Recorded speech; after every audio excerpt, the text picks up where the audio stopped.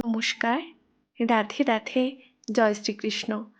আজ চলেছি বৃন্দাবনের উদ্দেশ্যে।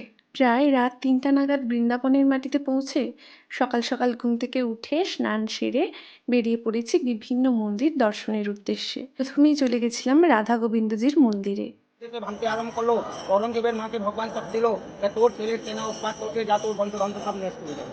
এই তখন দেখে মা সকালে রথ গাড়িতে ভর্তি আসলো, দেখলো 4 তোলা ভেঙে দিয়ে সেনা নায়ককে হাত জোর করে বলছে যে এরকম অপরাধ বৃন্দাবনে করো। এই অপরাধ সমাজ জন্য ঔরঙ্গজেবের মা একটা ডায়মন্ড ভেট করলো উল্টা, যে আজকে আপনি দেখবেন রাধা গোবিন্দ দাদু মন্দিরে পুজো লাগানো। আর রাধা রানী আপনার দিকে আপনার পাড়াতে আপনার গ্রামে অনেক ধনী লোক আছে কিনা? আপনার মনেরই আছে আমরা বৃন্দাবন যাবে, আজকে নাই কালকে যাবে, আজকে নাই কালকে যাবে, কাল কাল করে কালের মুখে ঢুকে যায়, বৃন্দাবন আসতে পারে কেন? মা বাবার আশীর্বাদ, রাধারানীর কৃপা না। বৃন্দাবনের যতটুকু জায়গা আমরা দর্শন করেছি এই প্রভুজি আমাদের ঘুরিয়ে দেখিয়েছেন। ওনার কথাগুলো সত্যি অনবদ্য। ওনার কথাগুলো যখন শুনছিলাম তখন মনের ভেতর অন্যরকম এক অনুভূতির সৃষ্টি হয়েছিল। মনে মনে আনন্দও পাচ্ছিলাম যে সত্যি ছোটবেলা থেকে কোনো স্বপ্ন পূরণ না হলেও এই একটা স্বপ্ন, যেটা হলো বৃন্দাবন, সেটা দেখার স্বপ্ন পূরণ হয়েছে। এখন যদি আমি মরেও যাই আমার কিন্তু কোনো আফসোস থাকবে না। তারপর পরে পরে এক এক মন্দির আমরা দর্শন করতে লাগলাম। ভিডিওটা যেহেতু অনেক দিনের পুরনো তাই প্রত্যেকটা মন্দিরের নাম আমার মনে নেই। এরপর আমরা চললাম সোনার তালগাছ দেখার উদ্দেশ্যে। এটাকে বলা হয় সোনিকি খাম্বা। আমরা বাঙালিরা বলি সোনার তালগাছ, যেহেতু এটা তালগাছের মতোই লম্বা। ওখানে কাছাকাছি আরও অনেক মন্দির ছিল, যেগুলি প্রত্যেকটি আমরা দর্শন করেছিলাম আমাদের সঙ্গে থাকা ওই প্রভুজির গাইডেন্স। আমরা যেখানে রুমে গিয়ে উঠেছিলাম সেটা কিন্তু বাঁকে বিহারী মন্দিরের একদম কাছে, কিন্তু আমাদের এটা হয়তো দুর্ভাগ্য আমরা বাঁকে বিহারীজির দর্শন পাইনি। দর্শন করতে গিয়েছিলাম কিন্তু এত ভিড় ছিল যে ঢোকা সম্ভব হয়নি, যেহেতু আমরা 24 ঘন্টার জন্যও বৃন্দাবনে যাইনি। আমরা প্রায় ওই 15-16 ঘন্টা ছিলাম। তাই আর সময় নষ্ট না করে আমরা চলে গেলাম নিধিবন দেখার উদ্দেশ্যে। নিধিবন থেকে বেরিয়ে আমরা কিছু মন্দির দর্শন করি এবং এখানে একটি কদম গাছের কাছে যাই। আমার যতটুকু মনে আছে এই কদম গাছটিতে শ্রীকৃষ্ণ বিশ্রাম নিয়েছিলেন কালিয়ানাগ দমনের পর।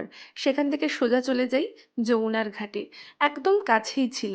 যমুনা মায়ের জল কিছুটা মাথায় ছিটিয়ে নিই, তারপর কিন্তু আমরা রুমে চলে যাই, কারণ আমাদের হাতে আর বেশি সময় ছিল না আর আমাদের দেখতে হবে প্রেম মন্দির।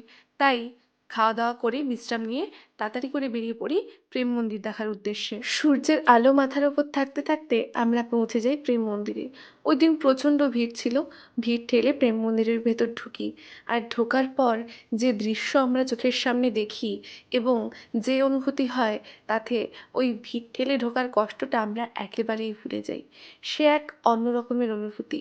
যে প্রেম মন্দির এতদিন ফোনে দেখতাম আর ভাবতাম আমার কি কোনো দিন ভাগ্যে আছে এই প্রেম মন্দির চোখের সামনে দেখা, আর আজ সেই প্রেম মন্দির চোখের সামনে দেখতে পেরে, সেই প্রেম মন্দিরের সামনে দাঁড়িয়ে থাকতে পেরে আমার যে অনুভূতিটা হচ্ছিল সেটা সত্যি মুখে বলে বোঝানো যাবে না। যত অন্ধকার হচ্ছিল চারিদিকের সৌন্দর্যটা যেন আরও অনেক বেড়ে উঠছিল, কারণ চারদিকে বিভিন্ন রকমের আলোর সাজসজ্জাতে পরিপূর্ণ ছিল।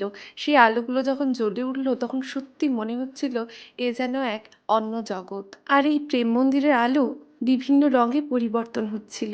চলুন আপনাদের দেখাই।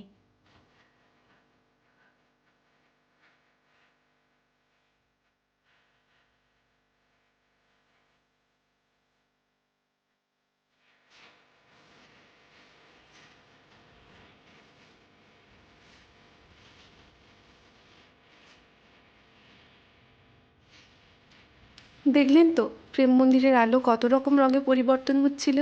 এ যেন এক স্বপ্নের মতো। চারিদিকে ফুলের বাগানে ঘেরা, আর চারিদিকে শ্রী রাধারানী ও শ্রীকৃষ্ণের বিভিন্ন লীলা এবং মহাভারতের বিভিন্ন ঘটনা মূর্তির আকারে ভক্তদের সামনে তুলে ধরা হয়েছে, যা দেখে আপনারা চোখ ফেরাতে পারবেন না।